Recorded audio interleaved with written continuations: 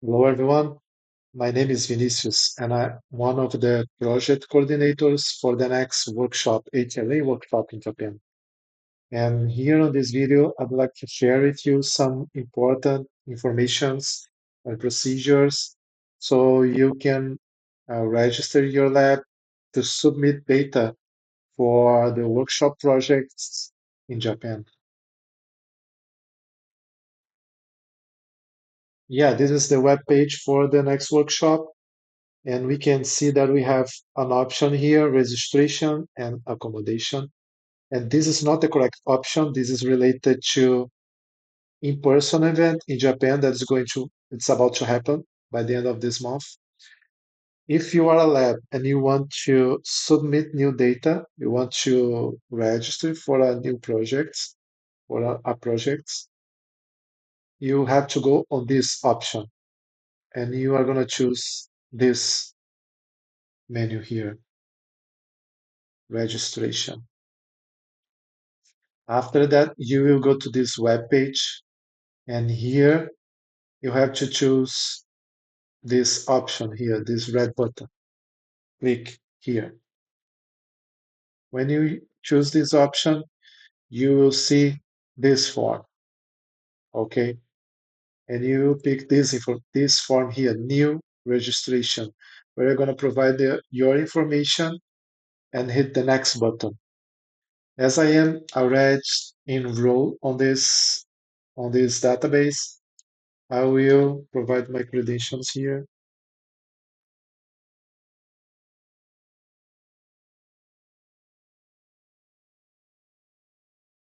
Just to show you the form.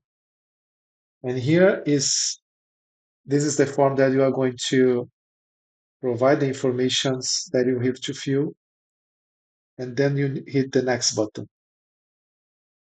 After, I won't do this just to avoid any problems with my login. After you do this, and just leave this, you have to wait because you cannot use the informations you provide here to register it to the database. The database is a different, the workshop database is a different institution, is a different repository. This one is when you apply for a login to use the database that you can access using this link. This is the very first page for login to the database. And most people think that they just need to take the email address and the password they provided here and fill this form. And this is not going to work because when you submit your information, your name, your institution, and all the information on that form, this is going to be evaluated, it's going to pass through the database team so they can approve, they can provide you the credentials to access to the database. It's not supposed to be open to everybody that is applying, that is filling that form. So how can I know that I can provide this? I can access this form for the very first time. You will receive an email like this one, you know, providing you the credentials to access to the database. This is the email that I provide, and this is the initial password, and also my center code, my lab code. This is unique for you and for other people that you can invite to collaborate with you, informing data that you want to submit to the database. I'm going to talk to you about this later. So with this information, I can fill, I can fill this form. And when you hit login for the very first time, you will see a new form where you are going to provide your own password. You will have to change the password the database team provide you and pick a new one. Okay, so for each center, only one person needs to do this. And it takes time. It may take maybe 1 or 2 weeks for the database team provide you with the credentials and approve your application for a login and password to the database too. Okay, this person is supposed to be the PI, the director for your lab, the director for your center, for your division.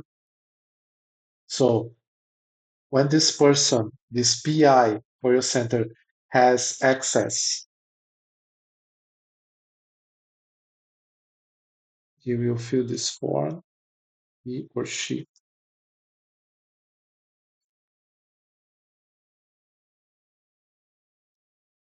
And yeah, here your PI will have access to this dashboard, and on the lab view, he will have those options here. Okay, let us imagine that you are a PI and you want to invite more people from your lab, the technologies, or people from other labs are working with you uh, on uploading, on managing the informations you are submitting and sharing with all the projects from the workshop. You can do this, and you have two options. I'm going to show you one of them. You are going to choose this option here, the Add Lab Member. And here, you as a PI, are going to inform the first name, the last name, and the person's email, contact email, and you hit the Create button. After this person is going to be enrolled and linked to your center.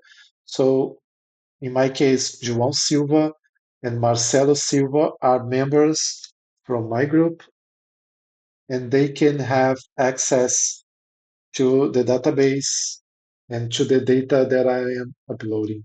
And I am submitting and linking to other projects. Those details I've shared on another video that I have on YouTube, so you can check there. And so for in this case, those people already have a subscription. But if I'm doing this for the first time, I'm gonna have to share with them a new password. So you as a PI are gonna say, hey João, you can use your email and this password to access the database. I just need to log out.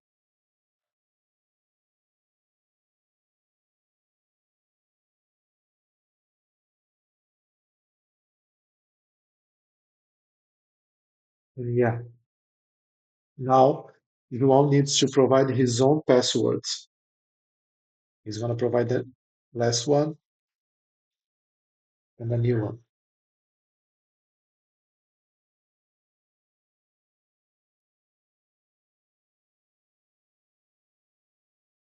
Yeah, now João Silva has access to the lab view from the same group. As you can see, the options are different because João Silva is a lab member. He's not a PI from the group. So let me go back.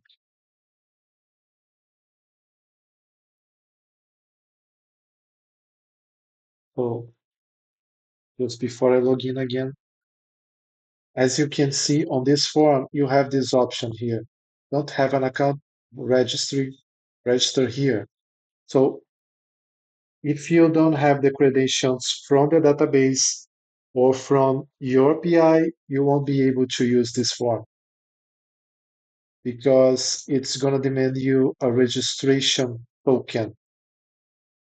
So this is the second way you, a PI, can provide access to other people and link them to your center is using this registration token. So how can I do this? If I am a PI, I need to log in,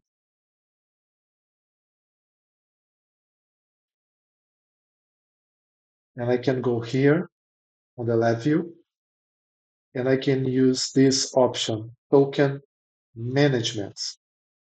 So this is the second way where you can provide other people access to the database as a laboratory member for your center.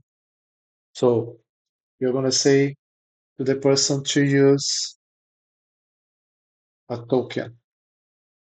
So in this case, for my center, this is the token. So you will copy this and you can send by email or you can download this token and send to the person that is going to be attached to your group. So now this person can use that form that I showed before. He's going to fill first name, last name, passwords, and the email. And on the token field, he's going to provide this information. So we have two ways to do this. You can use this option or this one. And if you need more information, you want to see the screens, everything, you can go to this option, the user guide. Here you have many PDFs, many presentations from the database team. They did a very good job of providing this step by step for the groups. And some of them are new, are updated. So you can get additional information on how to work on the database from that documents. And so for the people that are, for the centers that are providing data for the NGS of full length HLA genes or reference cell lines, the project that I am one of the coordinators with. So I just want to emphasize that we need from your side the genotype data provided on the full force field HLA resolution. Doesn't matter case like this where you have a lot of ambiguities. That's what we are looking for to do the force field resolution and other analyze for all the centers. So we need the full field resolution from your side. And if you have some problems with the HML uploads that I described on the other video that I shared on my channel, you can get in touch. We are suggesting you to get in touch with your commercial vendor, with your software provider, so he can give you more directions on how to fix some problems with the genotype imports and uploads to the database. And just to emphasize the second step is you provide the sample metadata, the additional information that we need to include your genotypes and to see which samples IDs correspond to the system sample IDs provided by you by the database. So everything about this is well described on the other video and the emails we are sending to all the groups. So thank you for your attention, your collaboration, and all the data you are submitting. Have reached more than 20,000 HLA genotypes linked to your project. And yeah, that is amazing. And thank you for your collaboration. And if you need any more information about how to submit the data, so you can get in touch with us by email. So see you all in Japan in person or maybe online. And yeah, bye.